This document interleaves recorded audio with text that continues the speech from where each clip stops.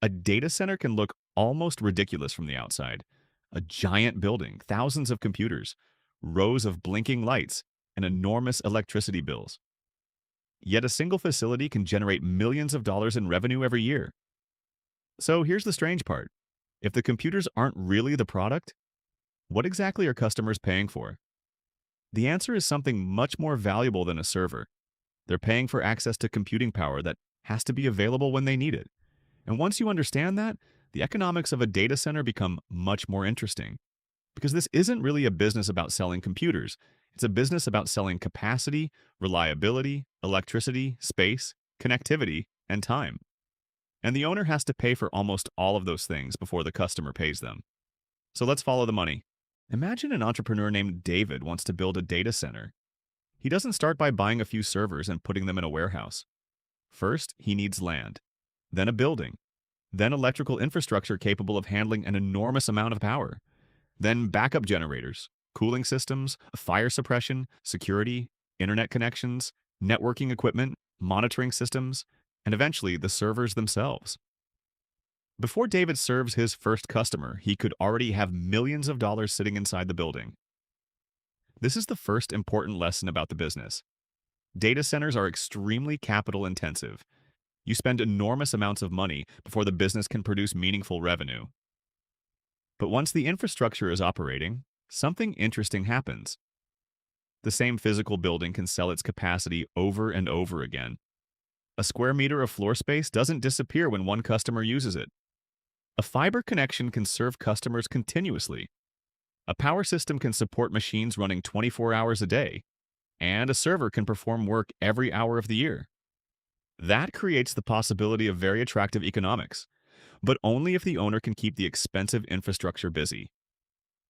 And that brings us to the actual product. Think about a hotel. A hotel isn't really selling concrete, it's selling rooms. The building is simply the infrastructure that allows the hotel to sell those rooms repeatedly. A data center works in a similar way. The building is infrastructure.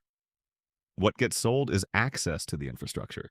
A customer might rent physical server space. They might rent entire servers. They might purchase cloud computing capacity. They might pay for storage. They might pay for network connectivity. Or they might simply pay another company to place their own equipment inside the facility. Different data centers use different business models, but underneath them is the same basic idea. Turn expensive infrastructure into recurring revenue. And recurring revenue is extremely valuable. Imagine a company pays a data center $10,000 every month. That's not a one-time sale. It's $10,000 next month. And the month after that. And the month after that. If hundreds of customers do this simultaneously, the numbers become enormous. But there is a catch. The data center has to keep those customers' systems running. Not most of the time. Essentially all the time. Because if a customer is running a bank, an online store, a streaming service, or an artificial intelligence application, even a serious outage can become extremely expensive. And that explains why customers aren't simply looking for cheap space. They're buying reliability. Let's start with one of the simplest models. A company has expensive servers but doesn't want to build its own facility, so it rents space inside someone else's data center. This is called co-location. Imagine a customer needs 10 server racks. The data center provides the physical environment. The customer brings the equipment. The facility provides power, cooling, security, connectivity, and infrastructure. The customer pays for the service. Now multiply that by hundreds of racks. Suddenly, the building isn't just a warehouse, it's an income-producing machine. But here's where the economics get interesting. A rack isn't valuable because it occupies floor space. It's valuable because operating that rack consumes resources. Electricity, cooling, network capacity, physical infrastructure, and maintenance. So the data center needs to price the service high enough to cover those costs and still leave a profit. And electricity is where the numbers start getting serious. A normal office might worry about leaving the lights on. A data center worries about thousands of machines running continuously. Servers consume electricity. Networking equipment consumes electricity. Cooling systems consume electricity. Fans consume electricity. Pumps consume electricity. Lighting and security consume electricity. And the electricity itself is only part of the story. Almost every watt of electricity eventually becomes heat. That heat has to go somewhere, which means the data center has to spend additional energy removing it. Imagine a facility consuming 10 megawatts of electrical power. At that scale, electricity isn't a minor operating expense. It's one of the central economic variables of the entire business. And here's a useful way to think about it. Suppose electricity costs the facility 8 cents per kilowatt hour. If the facility continuously consumes 10 megawatts, that's roughly 10,000 kilowatts times 24 hours equals 240,000 kilowatt hours every day. Over a year, 240,000 times 365 equals about 87.6 million kilowatt hours. At 8 cents per kilowatt hour, that's approximately $7 million a year in electricity. And that's just a simplified example. Real electricity costs vary enormously by location, contract, taxes, demand charges, and facility design. But the lesson is clear. A data center isn't just renting out a building. It is buying enormous quantities of electricity and converting that electricity into a service customers are willing to pay for. And electricity creates another problem. You can't simply turn the whole facility off when prices become uncomfortable. Customers expect their systems to remain online, so the owner is exposed to energy prices every single day. But electricity still isn't the most dangerous expense, because there is something even more expensive: the equipment itself. Imagine David has built a facility with enough power and cooling for thousands of servers. Now he needs servers. A conventional server might cost several $1,000s. Specialized computing equipment can cost dramatically more. And artificial intelligence has pushed this equation even further. High-performance AI systems can require extremely expensive accelerators, networking equipment, storage, and supporting infrastructure. So the economics can change depending on what kind of data center you're building. A facility designed primarily for traditional enterprise workloads is different from a facility designed for high-density AI computing. The difference can be enormous. Imagine David spends $20 million building the facility. Then he spends another $30 million filling it with computing equipment. Suddenly, his business represents $50 million of capital. But that $50 million doesn't automatically produce $50 million of profit. The equipment depreciates. Technology becomes obsolete. Customers change what they need. Competitors build newer facilities. And eventually, David needs to replace the equipment. This creates a strange economic clock. The owner is constantly trying to recover today's investment before tomorrow's technology makes it less valuable. Here's something easy to forget. Computers don't like heat, and a data center can generate an enormous amount of it. Every server operating inside the building is effectively producing heat that needs to be removed. So the owner builds another business inside the business: cooling. Traditional facilities might use chilled water systems, air conditioning, fans, pumps, and other equipment. Modern high-density computing can require more advanced approaches, including liquid cooling. Why does this matter? Because the owner isn't simply paying for electricity that runs the computers. The facility also consumes energy to keep those computers operating safely. And the cooling system itself requires capital: pipes, pumps, heat exchangers, cooling towers, control systems, maintenance, backup capacity. Suddenly, that simple computer sitting inside a rack requires an entire industrial ecosystem around it. And that's one of the biggest misconceptions about data centers. People see servers, but the money is often in everything surrounding them. Think about what customers ultimately need. They need their computers to run. For those computers to run, they need electricity. For the electricity to reach them reliably, the facility needs electrical infrastructure. That means transformers, switchgear, distribution systems, backup systems, generators, batteries, and increasingly sophisticated power management systems. A customer doesn't care that the building looks impressive. They care that their application works at 2 a.m. on Christmas morning.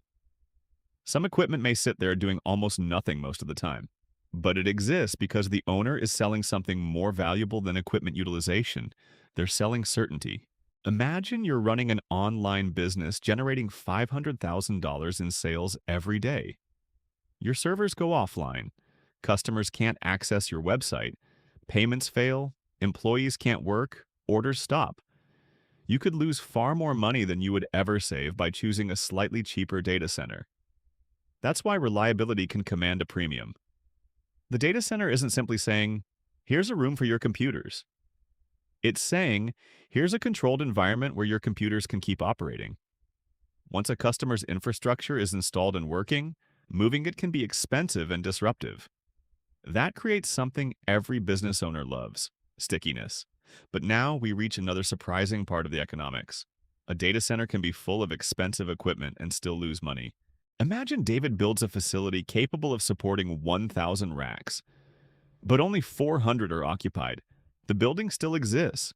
The electrical infrastructure still exists. The cooling system still exists. The security team still exists. The maintenance contracts still exist. The debt payments still exist. But 60% of the capacity isn't generating the revenue David expected. Think of an airline. The airplane costs money whether one passenger is sitting inside or 200 passengers are sitting inside. A data center has a similar characteristic. Large fixed costs can make additional revenue highly valuable once the infrastructure is already built. But getting there can take time. Let's build a hypothetical facility. Suppose it has capacity to support 500 racks. Imagine the average customer generates $3,000 per month in revenue per rack. If all 500 racks are occupied, 500 times $3,000 equals $1.5 million per month. That's $18 million per year in revenue. At first glance, that sounds spectacular, but revenue is not profit. Now imagine the facility has major annual costs. Electricity, $6 million. Staff, $1.5 million. Maintenance, $1 million. Network and connectivity, $1 million. Insurance, security, software, administration, and other operating expenses, $1.5 million. That's already $11 million in annual operating expenses. The business would have roughly $7 million of operating profit before considering certain financing costs, taxes, depreciation, and other items. And remember, this example assumes the facility is fully occupied. What happens at 60% occupancy? Revenue drops to roughly $10.8 million, but many costs don't fall proportionally. The building still exists. The cooling infrastructure still exists. The staff still needs to operate the facility. Debt still needs to be paid. Insurance still needs to be paid. And now the economics look completely different. This is why utilization can determine whether a data center is a great business or an expensive building full of equipment. For years, data centers were largely built around relatively predictable enterprise computing. Then artificial intelligence exploded. AI workloads can require enormous amounts of computing power, and the physical requirements are different. More electricity, higher rack densities, more advanced cooling, more networking capacity, more sophisticated power infrastructure. So suddenly the question isn't simply, how many racks can this building hold? The better question becomes, how much useful computing power can this building support? Sometimes the hardest part isn't finding customers, it's finding power. Imagine you own a piece of land in the perfect location. Fiber connections are nearby, customers want capacity, financing is available, you have investors ready. But the local electrical grid can't provide the amount of power your facility requires. Getting new electrical capacity can involve utility agreements, substations, transmission infrastructure, permitting, and years of planning. This is why location matters so much. A data center isn't like opening a restaurant. Suppose his data center project costs $50 million. He doesn't necessarily have $50 million sitting in a bank account. He may borrow a large portion of it. Now the facility has another monthly bill, debt service. And debt doesn't care whether the racks are occupied. The bank still expects payment. This creates a dangerous combination. A successful owner isn't only thinking, how much revenue can this building produce? They're thinking, how long can I survive before it reaches that revenue level? Because timing can kill an otherwise good business. Imagine two facilities. Facility A charges $2,500 per month. Facility B charges $3,000. But Facility B has better redundancy, stronger network connectivity, better security, and a stronger reliability record. For some customers, that extra $500 is insignificant compared with the potential cost of downtime. The strongest data center operators aren't necessarily the companies with the cheapest buildings. They are the companies that can provide reliable capacity at an attractive economic cost. Now, imagine David succeeds. The facility reaches high utilization. Customers sign long-term contracts. Revenue becomes predictable. The infrastructure is operating efficiently.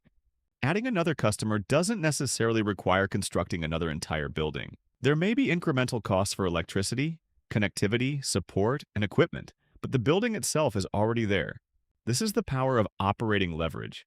The same infrastructure can support more revenue, and that creates a natural scaling strategy. Build, fill, optimize, expand, repeat. A data center can have multiple backup systems, but backup systems aren't free. Generators require fuel. Batteries need maintenance and eventual replacement. Electrical systems need testing. Cooling systems need redundancy. Staff must be trained for emergencies, and everything needs monitoring. A serious outage can damage customer relationships. Customers may demand compensation. Contracts may contain service-level commitments. Reputation can suffer. There's another misconception. Because data centers are highly automated, you might assume they don't require many people. They still need engineers, electrical specialists, cooling technicians, network engineers, security personnel, operations teams, facility managers, sales teams. The goal isn't necessarily to eliminate people, it's to use people efficiently. A well-designed facility can support enormous amounts of computing capacity without requiring a giant workforce. So what can destroy the economics? There are several. First, power costs. If energy prices rise significantly, margins can be squeezed. Second, low utilization. An empty facility still costs money. Third, technology changes. Equipment that was attractive 5 years ago may not be competitive today. Fourth, construction costs. Delays can push projects over budget. Fifth, interest rates and financing. A heavily leveraged project becomes more expensive when borrowing costs rise. Sixth, customer concentration. If one customer represents a huge percentage of revenue and leaves, the impact can be severe. And seventh, power availability. You can have money, land, customers, and technology. But if you can't secure enough electricity, the project may not happen. This is why successful operators think several moves ahead.